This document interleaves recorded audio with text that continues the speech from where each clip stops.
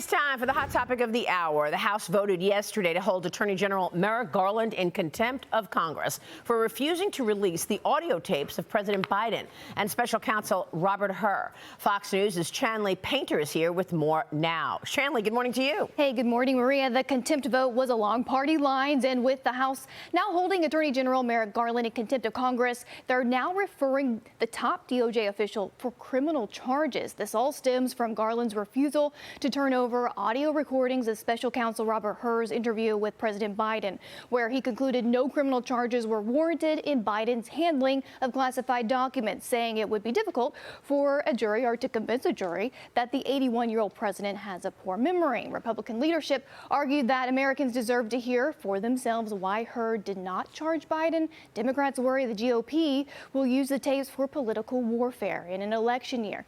In a statement, Garland wrote this: "It is deeply disappointing that this House of Representatives has turned a serious congressional authority into a partisan weapon." Garland also warns handing over the tapes would risk future witnesses from cooperating in politically sensitive investigations. And after seeing a rise in threats towards the DOJ employees, he wrote in a Washington Post op-ed this: "We do not investigate people because of their last name, their political affiliation, the size of their bank account, where they come from, or what they look like. We investigate and prosecute violations of federal law, nothing more, nothing less." And ultimately, the contempt of Congress vote is largely symbolic, as the DOJ would likely decline to go after its own boss. The department's Office of Legal Counsel noted in a memo that no U.S. attorney has ever pursued criminal contempt charges against an official who was asserting the president's claim of executive privilege. Maria? All right, Chanley, thanks very much. Chanley Painter there. Monica Crowley, your reaction? Well, isn't it rich that Merrick Garland and the DOJ are talking about how they don't weaponize their department and they don't go after political opponents when, of course, they do. So it seems to me they protest too much. A couple of things here. First of all, how bad do these Biden audio tapes have to be in terms of incriminating himself and being out to lunch that the Attorney General is willing to take one for the team and go through a contempt of Congress charge? Second thing is that Merrick Garland now is charged with contempt of Congress for defying a congressional subpoena. You have Peter Navarro, a former Trump official, sitting in a federal prison right now for doing the exact same thing, and Steve Bannon now facing 4 months in prison for doing the exact same thing. But the Attorney General of the United States has literally said we can pick and choose exactly, what subpoenas we're going to honor and which we're not going to honor.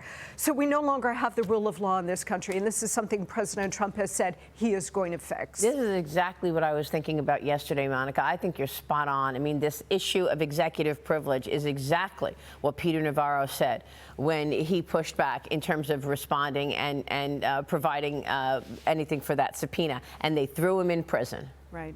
And now here we have the same exact issue.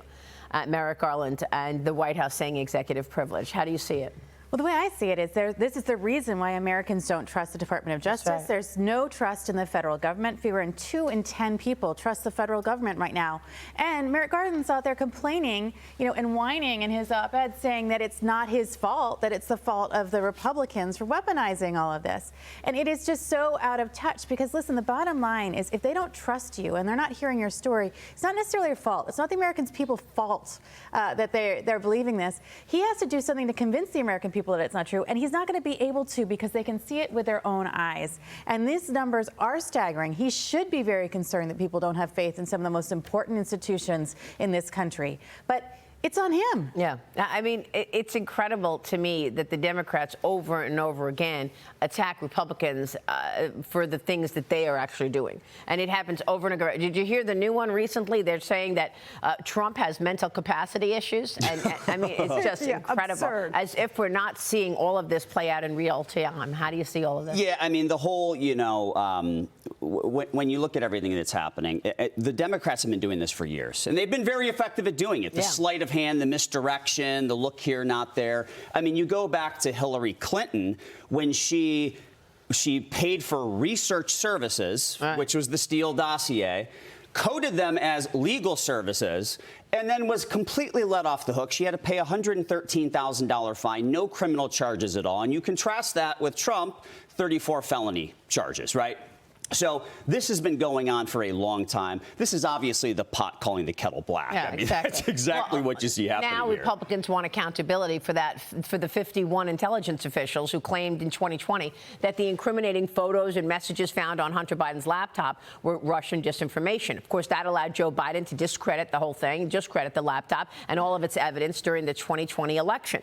We have not seen any accountability, and yet President Trump gets convicted for hiding information before an election. That information, apparently $130,000 payment to a porn star. And yet these 51 officials hid information about the laptop. Again, same exact thing. And there's no accountability for them. And Trump is facing a sentencing. 51 officials, not 3, not 4, not 5, 51. That means there was a coordinated effort at the highest level. Led by Anthony Blinken. To not just sweep this under the rug, but for them to actually promote disinformation by lying about it. They completely ignored the evidence. And this is true. The American people see it. 80% of Americans say that it's not equal, the way that the Justice Department, the way the government treats Americans. They think that people are treated based on their politics, and I think we see that. Absolutely. We certainly do. All right, we're just getting started.